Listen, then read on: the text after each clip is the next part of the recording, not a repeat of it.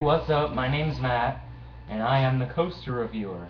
Today we're going to talk about my favorite roller coaster, Nitro. I'll first get the stats out of the way. It is 230 feet tall with a 215-foot drop. It goes 80 miles per hour. It was built in 2001 by Ballinger and Maviard. And alright, let's get down to the review. So Nitro is my favorite roller coaster for many reasons. It's nice that it's really tall. I mean, it's got a great drop, one of my favorites. It's very smooth, and I always love a smooth ride. I hate those rides that just bang you all around and stuff. No. Nitro is very smooth. It has good air time, which is when you come out of your seat, weightlessness, float in the air. And it's got a great length. It actually, a lot of people when I'm on it ask me, is that Nitro all the way over there? Is that the same ride? Yes, it is. Yes, it is that long. And it has many hills and also has very comfortable seats. Most coasters have either an over-the-shoulder restraint or a lap bar and seatbelt combo. Nitro just has a lap bar, that's it. It's kind of clam-shaped, so it's really comfortable and it's kind of like foamy. So I'll start with the ride experience now. So you come out of the station and you do a little bit kind of U-turn thing and you go up the 230-foot hill. It's a nice relaxing ride for me up the hill. You're in that very relaxing seat. And then comes the 215-foot drop. It is very, very fun. It's a great feeling, one of my favorite drops. And then after the drop you go up into another hill, which does a kind of curve to the left, and that's pretty fun. You don't really get much airtime on that, but it is fun to do the curve. Then after that you go over the third hill, which delivers a great amount of airtime.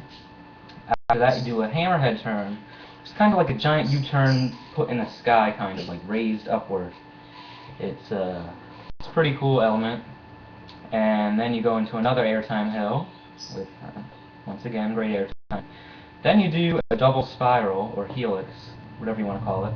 And the G-forces are very intense during this. Some people actually, I've heard, blacked out from it. But don't worry, it's not that bad.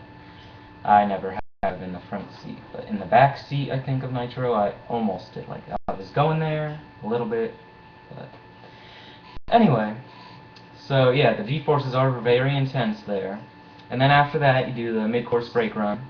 And then after that you have, I believe, like 4 or 5, a series of bunny hops, which also deliver great airtime.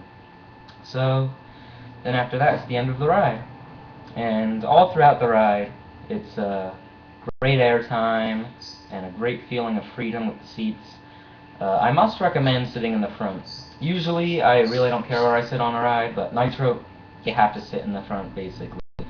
I don't know why, it's weird. Like, all the other seats on Nitro are okay. They give a good ride experience, but the front gives the best ride experience in the world.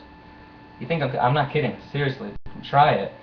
I don't know why. Like, the front just gives you so much more freedom, obviously, because you're looking straight ahead of you, and you feel the G-forces so much more, and it's also the smoothest, and contrary to popular belief, actually Nitro has the most airtime in the front. I heard something on Wikipedia about how reliable is Wikipedia, right? That they actually did something to Nitro's train to make the airtime in the front be as good, if not better, than the airtime in the back.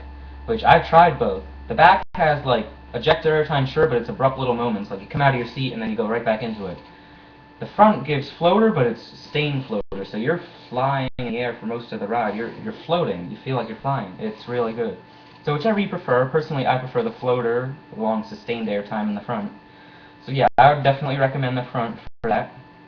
So this concludes my review. Thanks for watching.